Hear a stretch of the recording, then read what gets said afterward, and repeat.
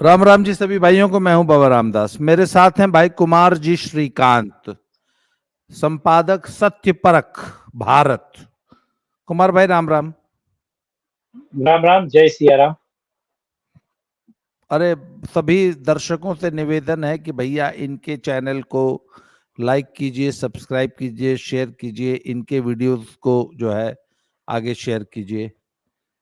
बड़े जुझारू पत्रकार हैं। अच्छा, ये बताइए कुमार जी, आप तो दिल्ली में रहते हम्म, हैं और बीजेपी वालों हम्म। के बीच में आपकी, मैंने सुना है, मोदी जी और अमित शाह से डायरेक्ट बात होती है हॉटलाइन पे।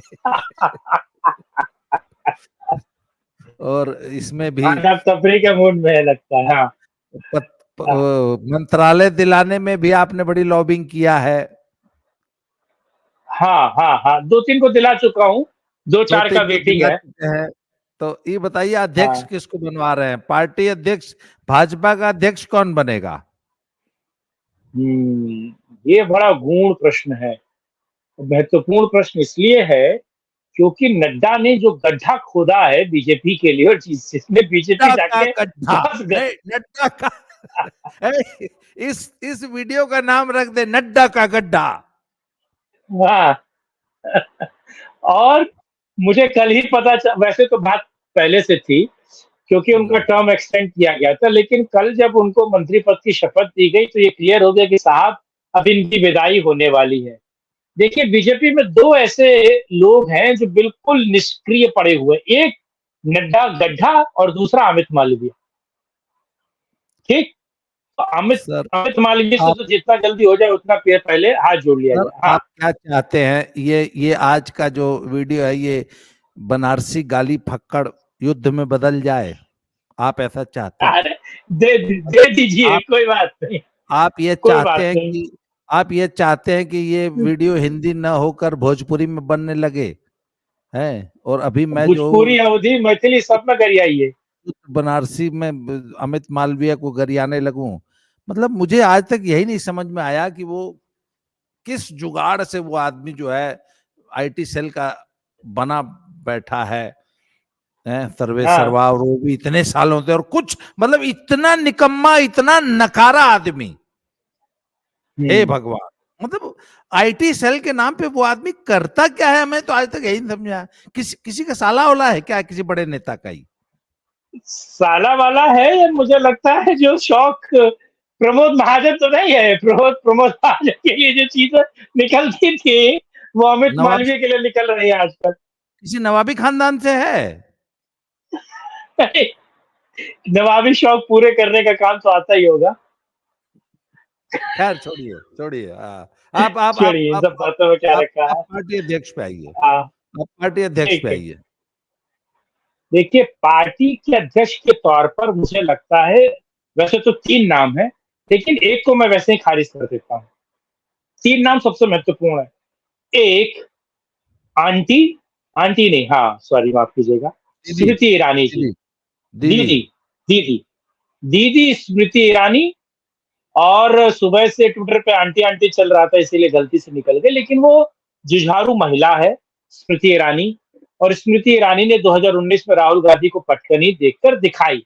अलग अलग मुद्दों पर बहुत बेबाक, बेहतर तरीके से बात करती हैं। और कहा जा रहा है कि एक पद जो मेंबर ऑफ पार्लियामेंट का खाली हो रहा है बिहार से, आरजेडी के कोटे से, मिसा आई है ना, मिसा आ रही है लोकसभा। तो अब जेडीयू, बीजेपी, एलजेपी मिल मिलाकर जो है दीदी स्मृति ईरानी को राज्यसभा बिहार के कोटे से भेजेंगे।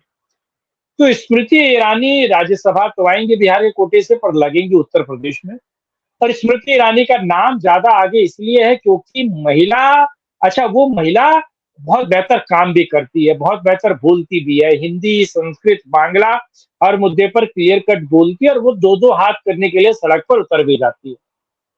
वो सोशल मीडिया हो या पत्रकार बिरादरी हो या इंटेलेक्चुअल लोग हो या फिर जो लेफ्ट लिबरल हो, उससे बेहतर बातचीत करके और हिंदूवादी मुद्दों पर बातचीत करती है, मुझे लगता है वो ज्यादा बेहतर है। और मुझे लगता है अमित शाह और नरेंद्र मोदी की नजर में वो ज्यादा बेहतर है। पहला ये ऑप्शन है। अच्छा, इस ऑप्शन पे आप क्या सोचते हैं? फिर मैं दूसरा ऑप्शन पे आऊंगा। जी। नहीं, मैं इस आपकी बात से सहमत नहीं हूँ। ठीक है, बहुत जुझारू हुँ, नेत्री है। राहुल गांधी को जो है उसने एक बार बहुत बुरी तरह हराया था, अब दोबारा उसके मुंशी से हार गई। वो सारी बात सही है, हुँ, हारना जीतना लगा रहता है। देखिए, हुँ, परंतु मुझे अभी भी लगता है कि इतनी मैच्योर नहीं है, या इतना बड़ा उनका अभी भाजपा में कद नहीं हुआ है कि उनको हुँ, राष्ट्रीय अध्यक्ष बना दे। देखिए, मुझे आप एक बात बताइए, इससे पहले राष्ट्रीय अध्यक्ष कौन लोग बनते रहे हैं भाई? हुँ, मुझे जहां तक याद है, जो बड़े नाम है, मतलब अडवाणी जी, मुरली हुँ, मनोहर जोशी, राजनाथ हुँ, सिंह, हम्म, हुँ। उसके बाद आपके नायडू, अमित वेंकैया शाह, नायडू भी रहे हैं। हाँ हुँ, वेंकैया नायडू। उससे पहले अटल जी भी रहे हैं अध्यक्ष। अटल जी भी 2 बार रह चुके हैं। हाँ, उसके बाद कुशाभाऊ ठाकरे। हुँ, हाँ, हुँ, हुँ। तो सर, ये बहुत नानाजी बड़े देशमुख भी नाम। रह चुके हैं। हाँ, हुँ, नानाजी देशमुख भी रह चुके हैं। हाँ, ये दीज वर स्टॉलवर्ड्स। और उस हुँ, जमाने में जब ये बहुत बड़े नाम थे, तब पार्टी अध्यक्ष हुए। मतलब मुझे ऐसा लगता है कि पार्टी अध्यक्ष जो है, वो कहीं से हुँ, भी प्राइम मिनिस्टर वाले पद से कमजोर पोस्ट नहीं है। बल्कि मैं हुँ। तो, जब जेपी नड्डा भी जब बनाए गए थे, तो मुझे ताज्जुब हुआ था। मैंने कहा यार, जेपी नड्डा का भी कद इतना नहीं था कि उनको पार्टी अध्यक्ष बनाया हाँ, जाए। इसी पे मैं आने वाला था।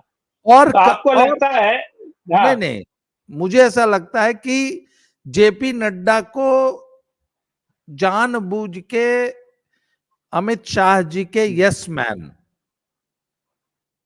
हुँ, के रूप में, एक कठपुतली टाइप। और हुँ, कभी भी एक बात बताइए ना, बेशक बेशक जेपी नड्डा जो हैं, वो पार्टी अध्यक्ष थे, पर सारे डिसीजन तो अमित शाह जी लेते रहे। हुँ। नहीं, नहीं, चाणक्य नहीं, जी। नहीं, देखिए नहीं, नहीं, नहीं, नहीं, अमित शाह को पर आप चीज़ें नहीं फोड़ सकते। देखिए, मैं फिर इस उस बात का यहाँ पर उदाहरण लाता हूँ। एक तरीके से जो अध्यक्ष होता है, उसकी एक वर्किंग प्रोसेस होता है। वो पूरे पार्टी में मान लीजिए डिसीजन अमित शाह ले रहे हैं, लेकिन उस डिसीजन को बहुत हद तक जमीन पर पहुंचाने का काम तो जेपी नड्डा लेंगे। जेपी नड्डा मीटिंग तो बेहतर करवाएंगे, कोलैबोरेशन तो बेहतर करवाएंगे। जो संगठन की जो मीटिंग्स है, अब सारा कुछ अमित शाह करेंगे। मैं एक और मुद्दा पर बात कर रहा हूं। अमित शाह को 2024 के चुनाव में एक्स्ट्रा एक्सेस यूज किया गया है, और इतना उस व्यक्ति का दोहन किया गया है कि वो व्यक्ति कहीं भी 100% नहीं दे पाया। 250 से ज्यादा मीटिंग की है उस व्यक्ति ने, सब कुछ काम उसी व्यक्ति के हाथ में छोड़ दिया जाएगा। और तो ये जब अगर एक ये मिनट, स्टाफ वाले रहेंगे। हाँ, जब आप नड्डा जैसे निकम्मे नकारा को वह हाँ, पार्टी अध्यक्ष बनाएंगे, तो फिर सब काम आप ही ने न बनाया था। हम्म, आप ही ने लेकिन न नड्डा बनाया था। कम्युनिकेटर भी तो अच्छे नहीं है ना। कम्युनिकेटर भी तो नड्डा अच्छे नहीं है ना। यही तो हम बोल कम्युनिकेशन रहे के हैं कि मामले में भी फिसड्डी है। सर, वो आदमी अपनी अथॉरिटी पार्टी में एग्जर्ट ही नहीं कर पाया। वो हमेशा अमित शाह का पिछलग्गू बन के उसने पार्टी चलाई। हम्म, और यह पिछलग्गू चुना किसने था? अमित शाह ने।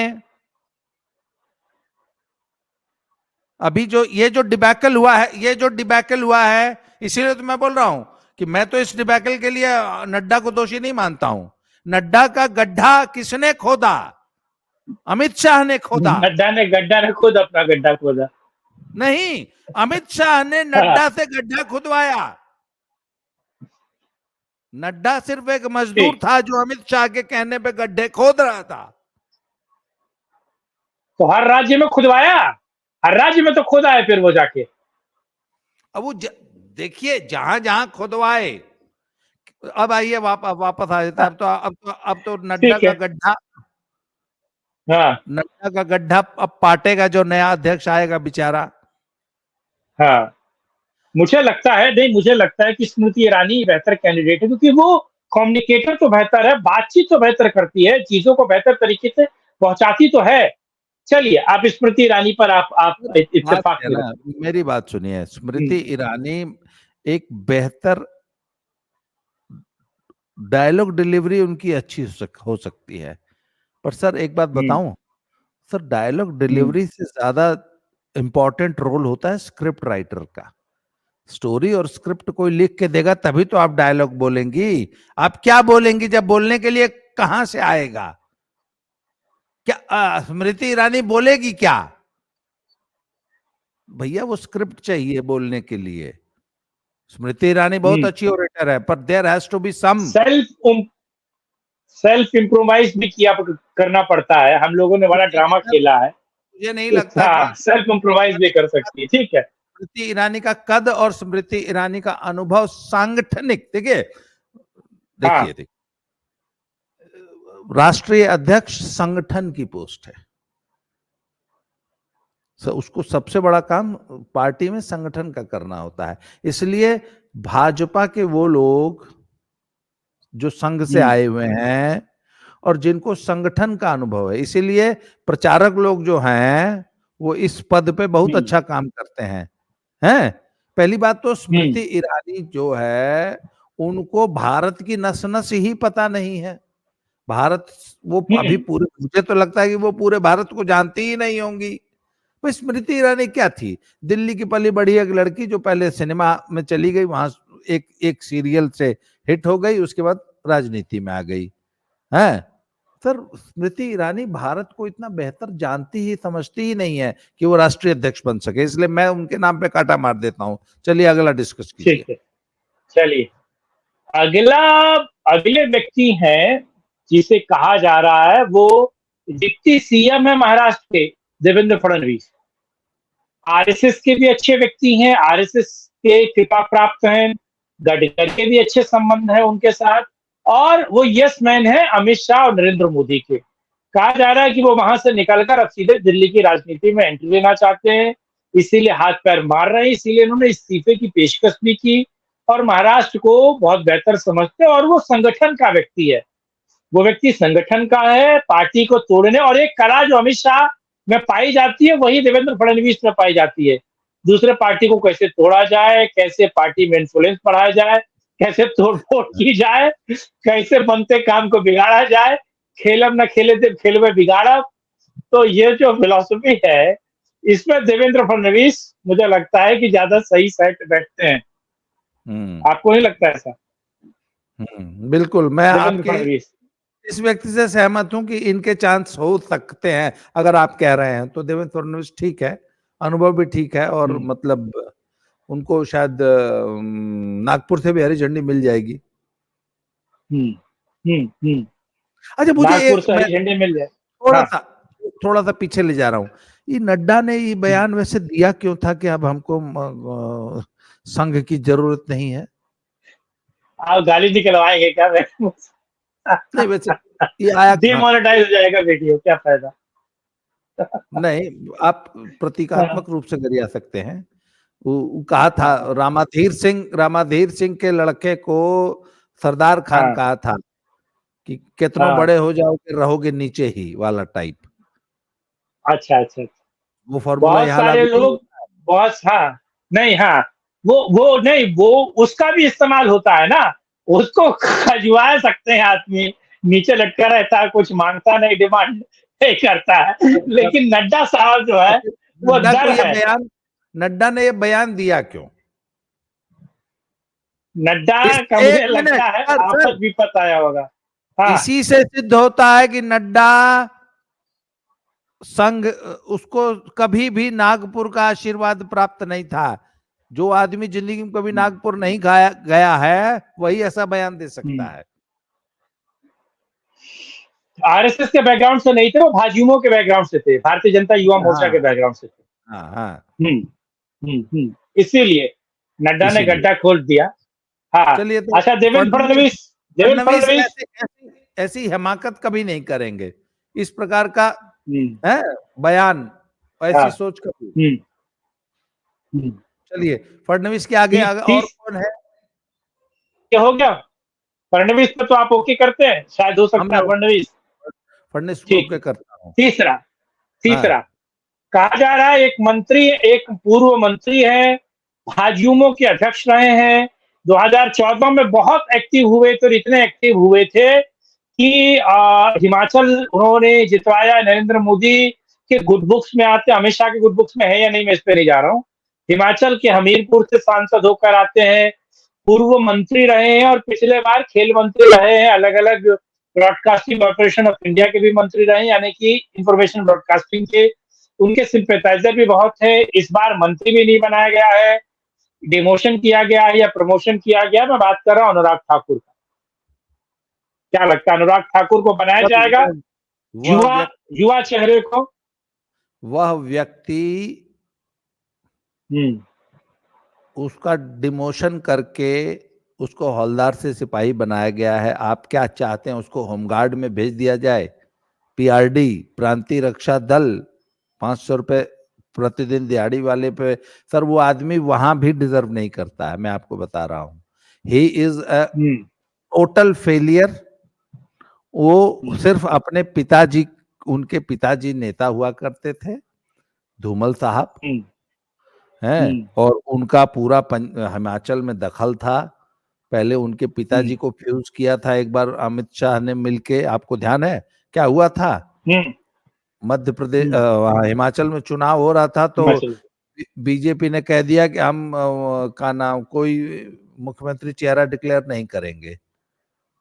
हाँ, तो जब नहीं करेंगे तो वो जो है दोनों बाप बेटा जो है धूमल साहब और ई जो है मिलके जो है वहाँ सैबोटेज करने लगे, और एकदम हालत हम्म ये बना दी है कि चुनाव तो हार जाएंगे।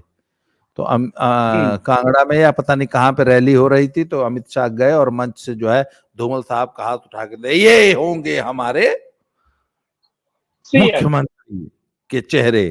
हम्म हम्म और जब चेहरा इनको डिक्लेयर कर दिया गया तो ये जी जान से जुट गए, और अमित शाह हम्म चाणक्य जी ने इनको और इनके पूरे गिरोह को, 7 आदमी थे इनके गिरोह में, 7 को हरवा दिए कि आओ बेटा तुमको बनाते हैं चीफ मिनिस्टर। ऐसे नहीं गुजराती है वो, ऐसे ही गुजराती तेज नहीं है वो, और बहुत तेज है। हाँ। हिमाचल जीत लिए, और इनके हम्म बाप समेत 6 और इनके गिरोह के जितने सब थे चट्टे हाँ बट्टे, हाँ उन सबको एक हाँ लाइन से सबको हरवा दिए। सुनिए, फिर जयराम हाँ ठाकुर जो है वो चीफ आया। मिनिस्टर बने। तो हाँ फिर जब जब जब बाप को एकदम न्यूट्रलाइज कर दिए, और भाजपा का एक सिद्धांत है कि बाप रहेगा हाँ, चाहे बेटा रहेगा। हम्म। हम्म बाप को हम्म घर बैठा दिए, बोला अगर बेटे को पॉलिटिक्स करानी है तो या तो तुम बैठो, नहीं तो अगर तुमको करनी है तो बेटवा को बैठाओ। और ये नहीं चलेगा कि हम बनूंगा मुख्यमंत्री, हम मैं बनूंगा तब, बोला ये सब नहीं चलता है हमारी पार्टी में। तो सर जब हम्म बाप को घर बैठा दिया तो बेटा जो है उनकी जगह केंद्र में राजनीति, और उसको भी केंद्र में ले गए। बोला नहीं चलो चल, तुम यहाँ नहीं रहेगा हिमाचल, चलो चलो तुम दिल्ली चलो। हाँ पर सर वो हाँ वहां पर जाके अपनी एच जदगी से बाज नहीं आया। और तो सर एक बात बताऊं, जो टुच्चई होती है ना, टुच्चई क्या होती है? मतलब कुश्ती संघ जैसी संस्था पर कब्जे के लिए इस आदमी ने पूरी भाजपा डुबो दी होती। हम्म, हम्म। 4 इस सीटें। नहीं, हाँ, नहीं नहीं, कुश्ती संघ, एक मिनट, कुश्ती संघ क्या चीज है कि भारत सरकार के सामने हम्म, ये कुश्ती संघ की लड़ाई लड़ने लग गया। इसने पूरे पहलवानों को, पूरी हरियाणा लॉबी को, पूरी खाप पंचायत, सब मतलब पूरा जाट समाज जो है ले जाके जो है जंतर मंतर पे बैठवा दिया। हम्म, या आग इसकी लगाई हुई थी। हम्म। तो सर ये आदमी तो किसी लायक नहीं है। आप क्यों, फिर वही बात है, ठीक मैं है। जस्ट जस्ट नहीं जो मैं सुधरना चाहता हूं। आप लोग जो है मेरे एक मुंह पे आखिरी नाम है। ठीक है, एक हम्म, आखिरी नाम है, उस आखिरी नाम में आते हैं। आरएसएस का आदमी, आरएसएस का संगठन, व्यक्ति वाला, जिसने आरएसएस को पूरा समय दिया, जो पुराने मंत्री भी रहे हैं और जिसने आरएसएस पे पूरा ध्यान भी दिया। नाम है डीएल संतोष। हाँ बिल्कुल। प्रचारक रहे हैं और उन्होंने आरएसएस और बीजेपी के समन्वय का काम किया है। संगठन के आदमी हैं, हुँ, बहुत अनुभवी हैं, हुँ, वही हुँ, झोला छाप गिरोह के सदस्य हैं कि एक झोला में हुँ, एक लुंगी, एक लंगोट, एक ठो दतुअन। झोला हुँ। गिरोह क्या है आपको मालूम है? आरएसएस में एक झोला छाप गिरोह है। लेक लेकिन अब नहीं है वो सब, अब पजेरों में घूमते हैं सब, एसी गाड़ी में। नहीं नहीं हाँ, हाँ, संघियों की यही तो गंदी आदत है। पजेरों से उतर के सोते अब भी नॉन एसी कमरे में ही हैं। एसी लगा हो तो उसको ऑफ करो। आपको मालूम है, मैं अभी नहीं। इस वक्त अभी जहां बैठा हूं, हुँ। वहां पे संघ का एक शिविर लगा हुआ है। उस संघ के शिविर शिविर में शिविर पे मुझे बोलिएगा, मुझे कुछ याद आया शिविर पे, बोलना है रुके मुझे। रुके हाँ, ठीक है। 100 हाँ, 100 स्वयंसेवक आए हुए हैं। 100। हाँ। जहां हो रहा है वहां हर कमरे में एसी है, हुँ, और आते ही पहले एसी कटवाए हैं। मैंने कहा अरे एसी है, सब कुछ है, हाँ, खाली बटन ऑन कर रहा है, बेचारे सो जाएंगे। नहीं, बोले एसी में नहीं सोतना है। तो सर वो पजोरों में बेशक घूम ले, पर सर उसका उसका हाँ। जो नेचर है ना सर, वो एक हुँ, झोला, उसमें एक लुंगी, एक लंगोट और एक दतुअन। तो बीएल संतोष हैं उसी नस्ल के। हुँ, ठीक। उसी शिविर उसी पे एक लाइनेज बात से आप। शिविर पे एक बात बोलना शिविर हाँ। पे एक बात बोलनी थी मुझे। आपको पता है 15 मई से लेकर जून के मतलब 30 मई तक जितने भी आरएसएस के बड़े प्रचारक थे, स्वयंसेवक थे, वो सब नागपुर में थे। वहां पर अधिवेशन चल रहा था। और आप ये समझिए, जितने लोग थे जिनका काम था साला बवाल मचाना, जिनका काम था मैसेजिंग करना, जो आरएसएस के वाकई स्वयंसेवक है, जो माहौल बनाते हैं अंदर खाने, वो सारे के सारे नागपुर में था, अधिवेशन चल रहा था, आप समझिए। वो इधर चुनाव चल रहा था। तो इधर चुनाव चल रहा था, बीच चुनाव के बीच अधिवेशन चल रहा था, तो समझ जाइए कि हवा किस तरफ बहने वाली थी और बह रही थी। और वो लोग जो अब पूरे इलेक्शन को मैनेज करते हैं। नड्डा से कोई नहीं हाँ, पूछेगा कि काहे तुम गड्ढा खोद दिए भाई। अब नड्डा से कोई पूछे कि तुम काहे गड्ढा खोद दिए। हाँ, और क्या। नड्डा ससुर, क्या बताया जाए, मैं आपको बताऊं। नड्डा का काम था केवल राज्यसभा में बैठ के ऐसे ऐसे वोट करता, देखिए, बस यही काम था इसका। चिल्लाने का काम था, मेज थपथपाने का काम था, बस यही अंट का संट। रिजर्वेशन पे जब बुलवाना हो, नड्डा को आगे कर दो। वोट कटवाना हो, नड्डा। ये मुझे लगता है कहीं ना कहीं बीजेपी का राहुल गांधी है। जब बोलता है 4 वोट कट जाते हैं, जब ये बोलता है नड्डा, कुछ ना कुछ गलत हो जाता है। उसको केंद्र में मंत्री किसके कहने पे बना दिए मोदी जी? सीडी तो नहीं है इसके पास कोई। इसको बिना विभाग का मंत्री बना के रखो, केजरीवाल की तरह। हाँ, मुझे कभी कभी शक लगता है इसके पास कोई सीडी वीडी तो नहीं है, नहीं या नहीं, ये पेन सब नहीं। ड्राइव हो। ये सब पेन ड्राइव है, वगैरह रखा होगा अपने काम करने के लिए सब। ठीक है। हम्म। पर नहीं, इस चलिए तो ठीक फिर इसको है। क्या जरूरत थी मंत्री बनाने की, बात खत्म हो गई। नहीं, ये इसे, इस व्यक्ति को क्या जरूरत थी ये मंत्री बनाने की, बताइए, जो किसी काम का आदमी नहीं। हमारे यहाँ कहावत है, आप तो जानते वो हैं, कि वो गाय के ना। मेरी बात सुनिए। भाजपा हाँ, हाईकमांड अपनी झेप झेप मिटा रहा है, झेप मिटा रहा है। अब उनको इसको किसी तरह सिद्ध करना है कि नहीं ये इतना लोलकलैया नहीं है जितना आप लोग समझ रहे हैं। उसको हमारे जैसे लोग हाँ, लोलकलैया बोल रहा है तो बोला नहीं नहीं इतना नहीं है, इतना लोलक नहीं है, देखो मंत्री बना दिए हैं। अगर इसको बिल्कुल ही भगा हाँ, देते ना, तो ये सचमुच हाँ, लोलकलैया सिद्ध हो जाता। हाँ। लेकिन ये व्यक्ति इतना दुष्ट है, ये हर्षवर्धन को खा गया। आपको पता है बीजेपी अध्यक्ष बना, बीजेपी अध्यक्ष बनने के बाद इसने हर्षवर्धन को ऐसा काम करने के लिए बोला जो हर्षवर्धन करने को तैयार नहीं था। लेकिन जब प्रेशर डाला तो हर्षवर्धन ने कर दिया, जब हर्षवर्धन ने कर दिया तो उसका डैमेज हुआ, और जब उसका डैमेज हुआ तो ये जाकर हेल्थ मिनिस्टर बन गया। तो कुल मिला के आपने 4 नाम डिस्कस किए, 4 में से 2 तो मैं एकदम खारिज करता हूं, 2 बन सकते हैं, पर भाजपा इसका कोई पता नहीं है, पता नहीं कौन से घड़े से हाँ, अध्यक्ष निकल के लाएगी, पता नहीं हाँ, और कौन हो से सकता घड़े है से जिसको हम निकल के जानते लाए। भी नहीं। हाँ, हो सकता है, नाम है नहीं सुना होगा, आप लोग कल पूछना पड़ेगा, ई के है भैया। हाँ, हम्म। सोमसेवक ही बता पाएगा इसको। जी जी। चलिए, अध्यक्षों तो की परिपाटी हो गई है। नितिन तो गडकरी भी है, नितिन मैं गडकरी भी आपसे अध्यक्ष रहे हैं।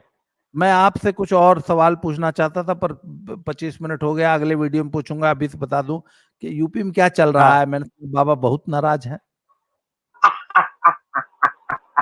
बाबा हैं? की मीटिंग फरार, बाबा की मीटिंग से मंत्री फरार। अगली वीडियो में बात करेंगे। चलिए।